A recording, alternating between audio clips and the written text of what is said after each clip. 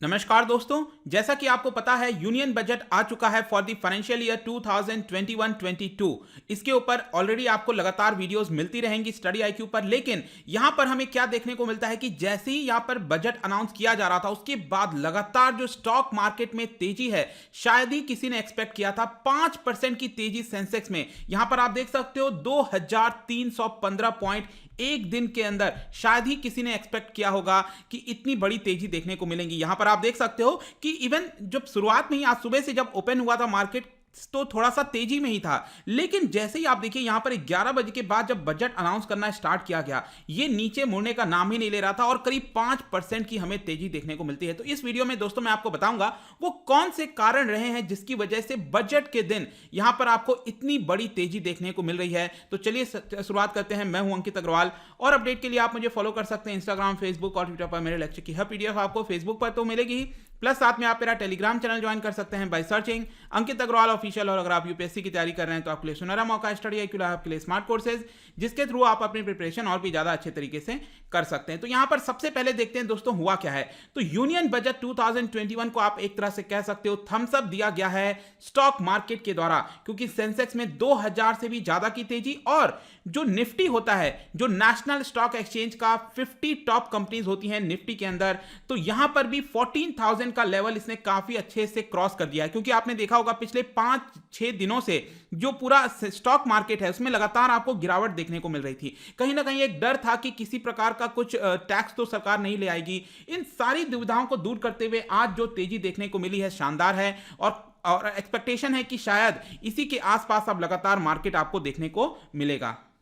और ये जितनी तेजी है दोस्तों मैं आपको बताऊं तो जो बैंकिंग शेयर्स हो गए, बैंकिंग सेक्टर हो गया, फाइनेंशियल सेक्टर हो गया, ऑटो स्टॉक हो गए, इन सब में आपको बड़ी तेजी देखने को मिलेगी। यहां पर आप देख सकते हो ये सेंसेक्स को रिप्रेजेंट करता है। सेंसेक्स क्या होता है? जो बॉम्बे स्टॉक एक्सचेंज के टॉप 30 कंपनीज होती हैं उसके सभी नाम आप यहां पर देख सकते हो। तो आप देखो यहां पर इंडसइंड बैंक 15% का इंक्रीज देखने को मिल रहा है, आईसीआईसीआई बैंक में 12%, Bajaj financial service 11%, state bank of India 10%। मतलब आपको शुरुआत में ही देखने को मिल रहा होगा जो फाइनेंस से रिलेटेड कंपनीज हैं उसमें बहुत बड़ी तेजी हमें देखने को मिली है। तो टॉप 30 कंपनीज में आप देख सकते हो जो आपका सबसे नेगेटिव में रहा है वो आपकी सिर्फ 3 कंपनी है सेंसेक्स के अंदर, हिंदुस्तान यूनिलीवर, टेक महिंद्रा और डॉक्टर रेड्डी। तो यहां पर इनफैक्ट ये भी आपको पता होगा कि हर एक शेयर जो हर एक कंपनी है उसका जो वेटेज है वो आपको अलग अलग देखने को मिलता है। सबसे ज्यादा वेटेज आपको पता होगा रिलायंस इंडस्ट्रीज का है, उसके बाद एचडीएफसी बैंक, फिर एचडीएफसी का है। इस तरह से टोटल यहां पर 30 कंपनीज आप देख सकते हो। लेकिन अब हम जानते हैं कि यहां पर हुआ क्या है, बेसिकली इतना तेजी कैसे देखने को मिल सकता है।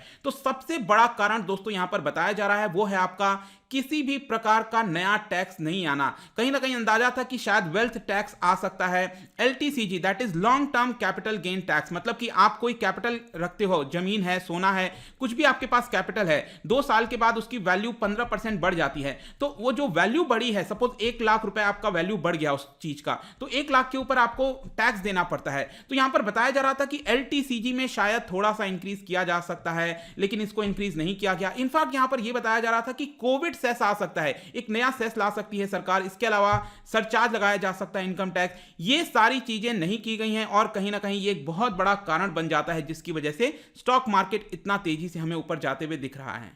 दूसरा और सबसे बड़ा एक और आप कारण कह सकते हो, बहुत समय से, लेट मी टेल यू, शायद आप में से कई लोगों को पता भी नहीं होगा, लेकिन इंश्योरेंस को लेकर बहुत लंबे समय से डिमांड आ रही थी कि इसका जो लिमिट है वो 49% से बढ़ाया जाए। पहले तो ये 26 हुआ करता था, 24 हुआ करता था, लेकिन उसके बाद 49 किया गया, लेकिन 50 के ऊपर नहीं ले जाया गया। अब समझो आप 50 के ऊपर जैसे ही हो जाएगा, मतलब कि जो फॉरेन की कंपनीज हैं वो यहां पर भारत की इंश्योरेंस कंपनीज को कंट्रोल कर सकती हैं। तो यहां पर फाइनली 49% से बढ़ाकर इंश्योरेंस में जो एफडीआई लिमिट है वो 74% चली गई है। और यह भी एक बहुत बड़ा कारण है जिसकी वजह से आपको स्टॉक मार्केट ऊपर जाते हुए देखने को मिल रहा होगा। इससे होगा क्या कि बाहर की कोई कंपनी हमारे देश के अंदर जो इंश्योरेंस कंपनीज हैं उसको कंट्रोल कर सकेंगी, उसको ओन कर सकेंगी। और यहां पर आप देख सकते हो कई सारे जो इंश्योरेंस कंपनीज है, जैसे एचडीएफसी लाइफ आप देखिए 3% से ज्यादा इंक्रीज हुआ है। एक बार तो ऐसा समय था एसबीआई, आईसीआईसीआई, ये सभी इंश्योरेंस कंपनीज 5% तक इंक्रीज हो गई थी, फिर वापस थोड़ा सा नीचे आ गई, लेकिन काफी बड़ी तेजी इसके अंदर भी देखने को मिली है जिसकी वजह से सेंसेक्स आपको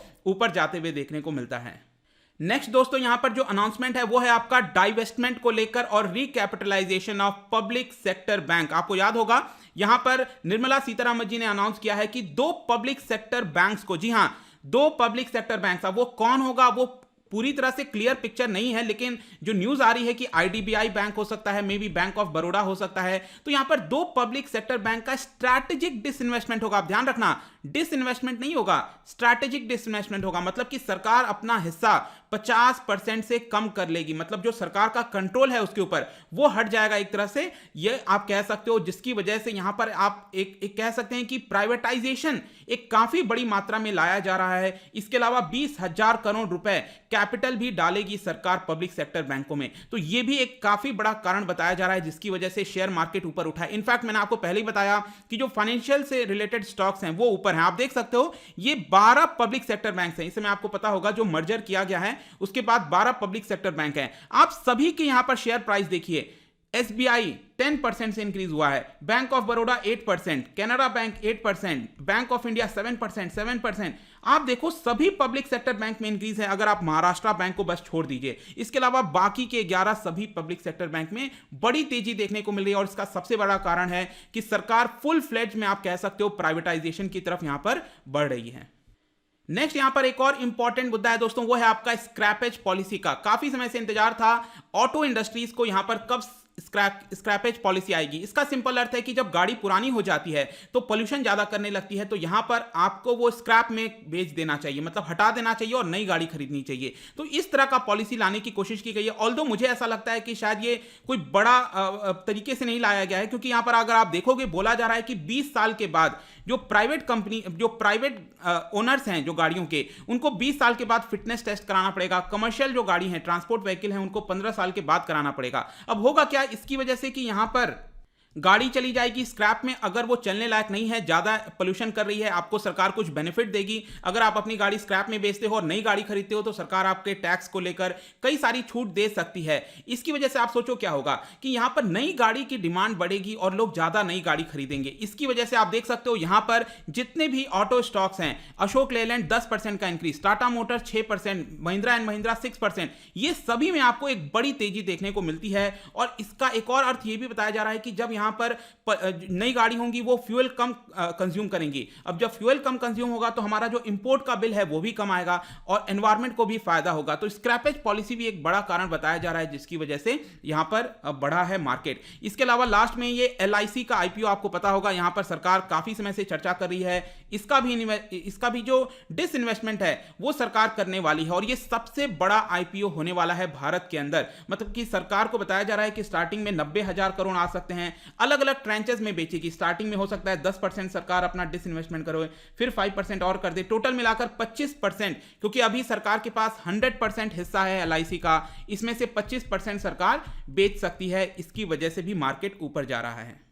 और लास्ट में एक और चीज है वो है आपका डिसइन्वेस्टमेंट। जो अलग अलग पब्लिक सेक्टर अंडरटेकिंग्स हैं, जो कंपनीज हैं सरकारी, उनको यहां पर बेचा जाएगा और जिसका टारगेट बताया जा रहा है 1.7 लाख करोड़, उनको बेचकर सरकार 1.75 लाख करोड़ का रेवेन्यू हासिल करेगी। यह भी एक कारण है। तो ओवरऑल कंक्लूजन में हम दोस्तों कह सकते हैं कि सरकार ने कहीं ना कहीं इकोनॉमिक ग्रोथ को फोकस करते हुए अपने एक्सपेंडिचर को बढ़ाने की कोशिश की है और फिस्कल डेफिसिट आपने देखा होगा बड़ी मात्रा में इंक्रीज हो गया है। अभी प्रेजेंट का वित्तीय वर्ष में फिस्कल डेफिसिट 9% से ऊपर होगा और जो अगला वित्तीय वर्ष है 2021-22 का, ये 6% से भी ऊपर फिस्कल डेफिसिट का अनुमान है। इसकी वजह से यहां पर सरकार मतलब ज्यादा खर्च कर रही है और यहां पर हाउसिंग, इंफ्रास्ट्रक्चर, हेल्थ, टेक्सटाइल, इन सब पे जो एलोकेशन है वो बढ़ाया गया है। और इसके साथ साथ जो टैक्स की स्क्रूटनी होती थी, परेशान होते थे तो जो टैक्स पेयर्स हैं उनका जो समय सीमा है उसको थोड़ा कम कर दिया गया। पहले क्या था कि 6 साल तक पुरानी चीजें देखी जा सकती थी, अब इसको रिड्यूस करके 3 साल कर दिया गया है। इसके अलावा पब्लिक सेक्टर अंडरटेकिंग का प्राइवेटाइज करना